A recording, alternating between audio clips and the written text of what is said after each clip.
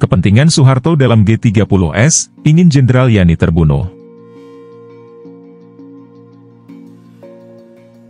Paul Hasalim dari Calgary, Kanada, dalam tulisannya mengatakan, bahwa untuk melaksanakan gerakan penculikan yang dipimpin oleh Kolonel Latif, yang beberapa jam lagi akan beraksi itu, dalam masa antara 14 Agustus dan 30 September 1965, telah dibentuk 3 pasukan, yang menggunakan nama sandi perwayangan. 1. Pasukan Pasopati, yang bermarkas di Senko 1I berada di bawah Komando Letnan Dul Arif, dari Resimen Cakrabirawa di bawah Kolonel Untung. Dengan beranggotakan prajurit dari Batalion 1 Kolonel Untung dan dilengkapi dengan 2 peleton dari Brigadir Infanteri 1 Kodam 5 Jaya dan sebuah unit dari pasukan gerak cepat. 2 pasukan Pringgodani, yang bermarkas di Senko 2, di bawah Komando Mayor Suyono, yang bertanggung jawab menjaga lapangan Angkatan Udara Halim. Mempunyai 2 anggota yang berpengaruh, Syam, alias Kamarusaman, dan Pono, alias Bono, yang diduga adalah dari PKI. 3. Pasukan Bima Sakti, yang bermarkas di Senko 1, berada di bawah Komando Kolonel Latif. Terdiri dari 2 bagian, bagian pertama terdiri dari Divisi 454 Diponegoro dan Divisi 530 Brawijaya, ditambah dengan unit kecil. Bagian kedua yang terdiri dari tim siaran radio dikepalai oleh Kapten Suradi dari bagian Intel dalam Brigade Kolonel Latif. Menurut Asfi Warman Adam dalam satu tulisannya mengatakan, pasukan-pasukan yang dibentuk dengan nama sandi yang akan melaksanakan gerakannya itu, pasukan Pasopati yang akan bertindak melakukan penculikan, dan menyerahkannya kepada pasukan Pringgodani yang mengordinir gerakan di daerah Lubang Buaya, dan pasukan Bima Sakti yang akan menguasai Radio Republik Indonesia. Selama kekuasaannya, Soeharto dengan bangga telah membukukan biografinya yang bertemakan, Pikiran, Ucapan dan Tindakan Saya.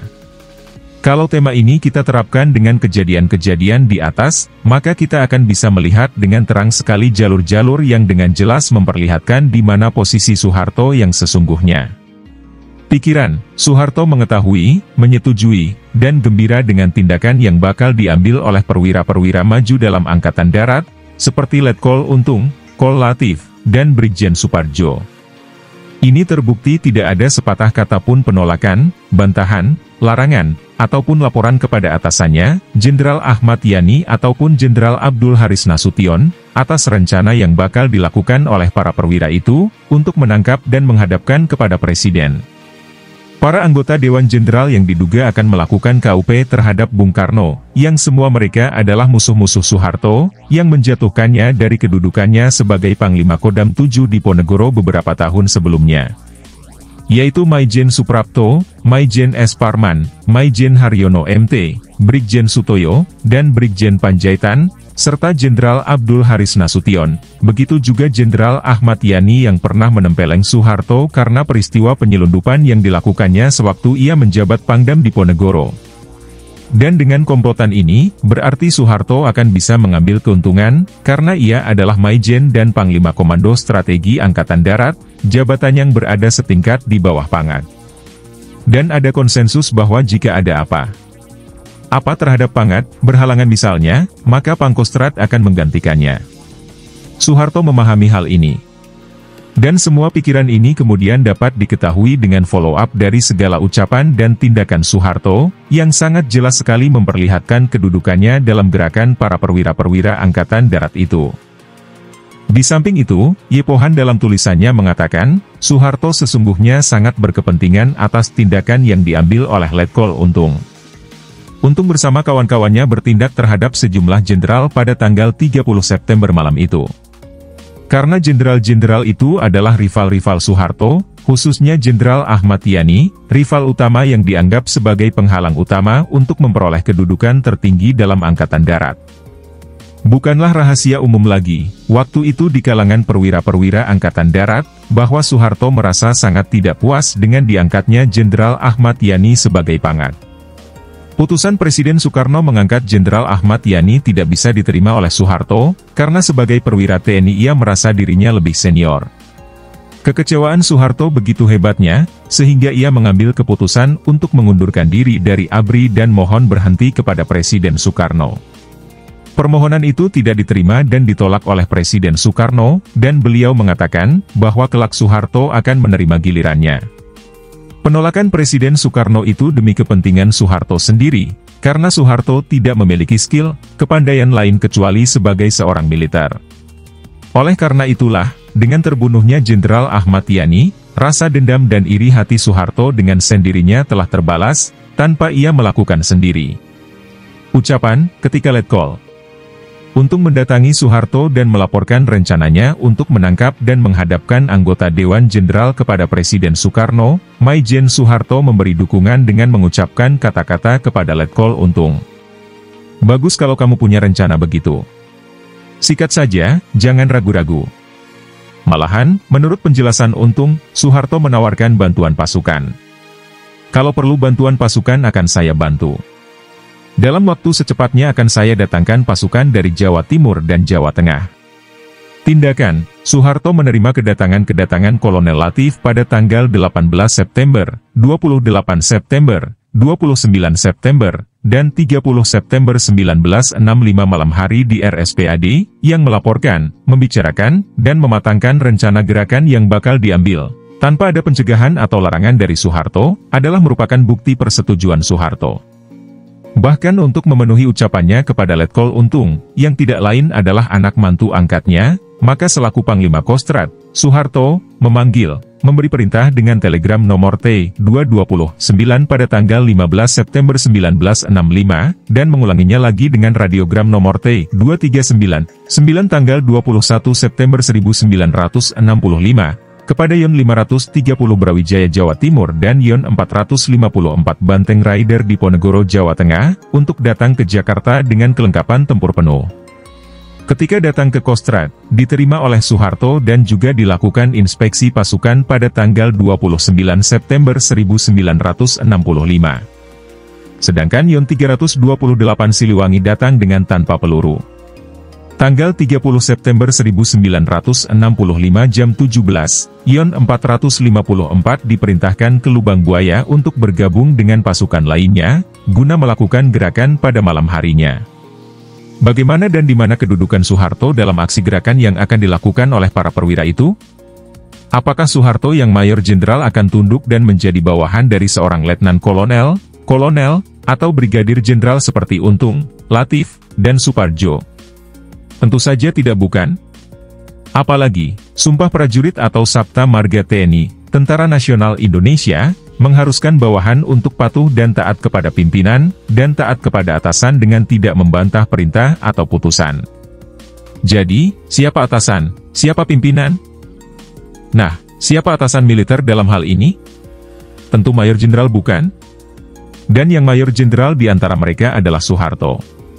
Jadi, adalah mustahil Soeharto tunduk pada perintah bawahan, sebab, menurut hukum, bawahanlah yang mesti tunduk kepada atasan. Dalam hal ini, Untung, Latif, dan Supardjo mesti tunduk pada perintah atasan, yaitu Soeharto. Karena itu, tidak akan berlebihan kalau dijabarkan, bahwa Soeharto adalah otak, pemikir dan sekaligus adalah penggerak atau pemimpin, atau sekurang-kurangnya menggunakan dan mencari keuntungan dari gerakan yang akan dilakukan oleh Untung, Latif, dan Supardjo itu. Mereka hanyalah sekadar perwira bawahan, pelaksana, pion-pion yang digunakan. Jadi Untung, Latif, Supardjo ini semata-mata adalah alatnya Soeharto, sang atasan. Menarik sekali apa yang diuraikan oleh Mr. Yepohan dalam tulisannya, siapa sesungguhnya yang melakukan kudeta terhadap pemerintahan Presiden Soekarno? Antara lain mengatakan bahwa, gerakan 30 September dalam aksinya, sesungguhnya juga menggunakan pasukan reguler Kostrad yaitu Batalion 454 dan Batalion 530, yang sejak tanggal 30 September pagi telah berada di lapangan Merdeka, di muka Istana Merdeka. Tetapi selanjutnya pasukan-pasukan yang berada di bawah Kostrad juga, yaitu RPKAD, digunakan untuk menumpas gerakan 30 September. Komandan Kostrad pada waktu itu adalah Soeharto sendiri. Dari fakta-fakta yang dikemukakan di atas, maka dapat disimpulkan bahwa Soeharto mengetahui akan adanya gerakan yang dilakukan oleh perwira-perwira muda pada tanggal 30 September malam. Semula ia menempatkan diri sebagai orang yang berlayar di atas dua perahu, tetapi ia dengan sangat licik menutup dirinya kepada kedua belah pihak yang sedang bertentangan. Kalau tindakan yang dilakukan perwira-perwira muda itu berhasil menggagalkan KUP Dewan Jenderal, ia buat sementara waktu akan turut dengan mereka, menggunakan keberhasilan mereka untuk meningkatkan dan memperkuat kedudukan dan kekuasaannya, sambil menunggu saat yang paling menguntungkan untuk merebut semua kekuasaan, memukul PKI dan menyingkirkan Soekarno. Kalau Dewan Jenderal berhasil dengan kupnya, karena dia sendiri adalah jenderal, maka ia ikut menang. Kedudukan dan posisinya tentu juga akan meningkat, untuk selanjutnya menunggu saat mengambil alih kekuasaan ke tangannya dan kliknya sendiri. Sesuai dengan yang mereka rencanakan, maka setelah Kolonel Latif menemui Soeharto di RSPAD, lewat tengah malam 30 September, pada subuh hari 1 Oktober 1965, terjadilah penculikan para jenderal untuk dihadapkan kepada Presiden, yang diduga hendak melakukan kudeta terhadap Presiden Soekarno, yaitu 1. Jenderal Ahmad Yani, Menteri Panglima Angkatan Darat. 2. Maijen Suprapto, Asisten 2 Menpangat. 3. Maijen Haryono MT, Asisten 3 Menpangat. 4. Maijen S. Parman, Asisten 1 Menpangat. 5. Brigjen DI Panjaitan, Asisten 4 Menpangat. 6. Brigjen Sutoyo Siswomiharjo, Auditor Jenderal Angkatan Darat. Jenderal Abdul Haris Nasution, Kepala Staf Angkatan Bersenjata RI, berhasil meloloskan diri, namun ajudannya, Letnan P. Tendean, dan anak Jenderal Abdul Haris Nasution, Ade Irma Suryani, menjadi korban. Penangkapan dan penculikan anggota Dewan Jenderal, yang semula mereka rencanakan untuk dihadapkan kepada Presiden, berlangsung dan berakhir dengan pembunuhan. Para jenderal yang mereka culik dan bunuh, mereka bawa ke suatu tempat yang bernama Lubang Buaya di daerah Pondok Gede. Lubang Buaya Pondok Gede ini, menurut penuturan Laksamana Muda Udara Sri Mulyono Herlambang, seperti yang diceritakan dalam kesaksian Pango Omar Dani, adalah tanah milik Angkatan Darat. Tanah tempat pembunuhan itu milik Kodam. Kebun karet yang sekarang untuk monumen itu adalah wilayah Angkatan Darat sendiri. Banyak orang tidak tahu bahwa ada dua tempat yang bernama Lubang Buaya. Lubang Buaya lokasi tempat pembunuhan para jenderal itu adalah Lubang Buaya di daerah Kebun Karet Pondok Gede, yang tidak termasuk wilayah Halim Perdana Kusuma dan jaraknya jauh sekali, 3,5 km, dari lapangan udara Halim. Sementara, Lubang Buaya yang sehari-hari dikenal warga Aweri di Halim, adalah wilayah untuk dropping zone pendaratan terjun payung. Yang kami namakan Lubang Buaya itu adalah lapangan golf di Halim sekarang. Namun, Kostrad menyebarkan opini sedemikian rupa, hingga rakyat yang tidak tahu menganggap bahwa Lubang Buaya tempat pembunuhan jenderal itu berada dalam wilayah Aweri, padahal yang sebenarnya adalah Lubang Buaya Pondok Gede, milik dan wilayah Kostrad, demikian penjelasan Omar Dani. Hal ini bisa menjadi lebih jelas sekali, karena sebelumnya, ketika Pangkostrat menerima kedatangan pasukan Yon 454 di Ponegoro dan Yon 530 Brawijaya serta pasukan 328 Siliwangi, pada tanggal 30 September 1965, jam 17, Yon 454 diperintahkan ke Lubang Buaya untuk bergabung dengan pasukan lainnya, guna melakukan gerakan pada malam harinya. Apakah Soeharto mengirimkan pasukannya, Yon 454, ke Lubang Buaya di daerah Aweri? Tentu tidak bukan. Mustahil bagi Kostrad untuk memerintahkan pasukannya bergabung dengan pasukan lainnya ke suatu tempat yang bukan daerahnya, ke daerah yang berada di bawah kuasa angkatan lain. Jadi, hal ini dapat dilakukan, karena Lubang Buaya di Pondok Gede, di mana Yon 454 bergabung dengan pasukan lainnya, adalah milik Kodam Jaya dan di bawah Kostrad. Dengan demikian, Pangkostrat sewaktu-waktu tentu akan mudah melakukan kontrol, apa dan bagaimana yang terjadi dengan pasukan Kostrad Yon 454 yang ada di Lubang Buaya. Dan Sersan Bungkus, Serdadu yang menembak mati Maijen MT Haryono, memberikan kesaksian kepada pers, bahwa saat ia datang ke Lubang Buaya membawa jenazah MT Haryono, ia sama sekali tidak melihat adanya kawanan sipil di sana. Bungkus menyaksikan bagaimana tentara-tentara menembak jenderal-jenderal yang masih hidup. Ketiadaan kawanan sipil di situ, menurut Omar Dani, disebabkan karena latihan di Lubang Buaya Pondok Gede ditutup oleh Suyono pada tanggal 26 September 1965. Jadi, ini berarti bahwa tidak ada Gerwani atau pemuda rakyat yang latihan di situ pada saat itu, sebagaimana yang difitnahkan oleh kliknya Soeharto. Karena ketiadaan kawanan sipil ini, membuka kesempatan dan memungkinkan buat pasukan Yon 454 Diponegoro Kostrad datang dan berada di daerah Lubang Buaya itu. Sementara itu, gerakan yang melakukan penculikan dan pembunuhan terhadap para jenderal itu, menguasai RRI, Radio Republik Indonesia, yang pada jam 7.20 pagi menyiarkan pengumuman, tentang adanya sebuah gerakan yang mereka namakan Gerakan 30 September. Di bawah Komandan Letkol Untung yang juga merupakan Komandan Batalion 1 Resimen Cakrabirawa. Pengumuman yang sama kemudian diulangi lagi pada pukul 8.15 waktu Indonesia Barat. Dalam penjelasannya, Komando Gerakan 30 September mengatakan, bahwa gerakan tersebut semata-mata merupakan gerakan dalam tubuh Angkatan Darat yang ditujukan kepada Dewan Jenderal, yang kini anggota-anggotanya telah ditangkap. Sedangkan Presiden Soekarno berada dalam keadaan selamat. Untuk lebih mempertegas keberadaannya, tepat pukul 14 WIB, Komando Gerakan 30 September kembali mengeluarkan sebuah pengumuman berupa Dekrit Nomor 1 tentang pembentukan Dewan Revolusi Indonesia, yang disusul dengan dua buah keputusan penting. Pertama, susunan Dewan Revolusi Indonesia, di samping komandan, para wakil komandan Gerakan 30 September, juga tercantum nama-nama seperti Maijen Basuki Rahmat, Brigjen Amir Mahmud, Dr. Subandrio, Dr. J. Leimena, Surahman, golongan nasionalis, Fatah Yasin, golongan agama, Kiai Haji Sirajuddin Abbas, golongan agama, Cugito, golongan komunis, dan Maijen Umar Wirahadikusuma, Pangdam 5 Jaya, dan lain-lain, yang semua berjumlah 45 orang. Dan pengumuman kedua adalah tentang penurunan dan kenaikan pangkat. Tidak ada pangkat yang mengatasi pangkat Untung, yaitu Letnan Kolonel.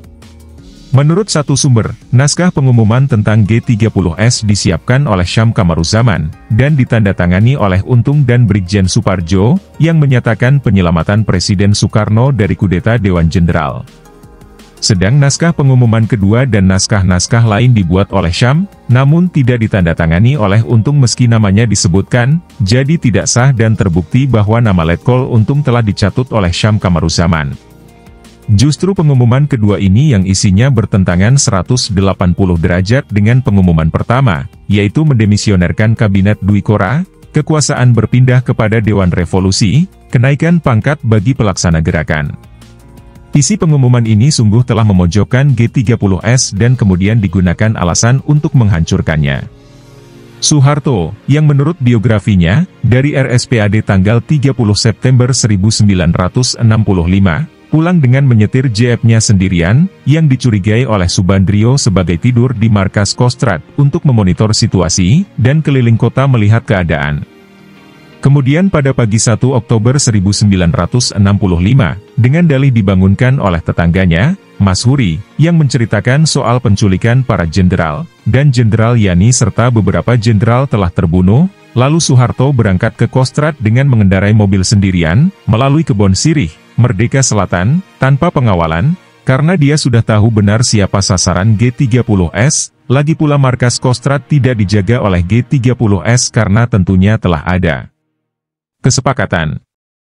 Menurut Profesor Ben Anderson, operasi G30S dini hari 1 Oktober 1965 tidak akan terjadi, sekiranya Jenderal Soeharto mencegahnya atau melarangnya, misalnya dengan segera menangkap Kolonel Latif dan komplotannya. Juga operasi itu tidak akan terjadi sekiranya Jenderal Soeharto melaporkan kepada Jenderal Ahmad Yani, atau kepada Nasution, bahkan kepada Presiden Soekarno. Dengan demikian tidak akan terbunuh 6 jenderal itu. Peranan Jenderal Soeharto sangat menentukan dalam hal berlangsung atau tidak berlangsungnya operasi G30S di pagi 1 Oktober 1965 itu. Satu-satunya kemungkinan adalah, Jenderal Soeharto berkepentingan terbunuhnya Jenderal Yani. Dengan terbunuhnya Jenderal Yani, otomatis Panglima Kostrad menggantikannya.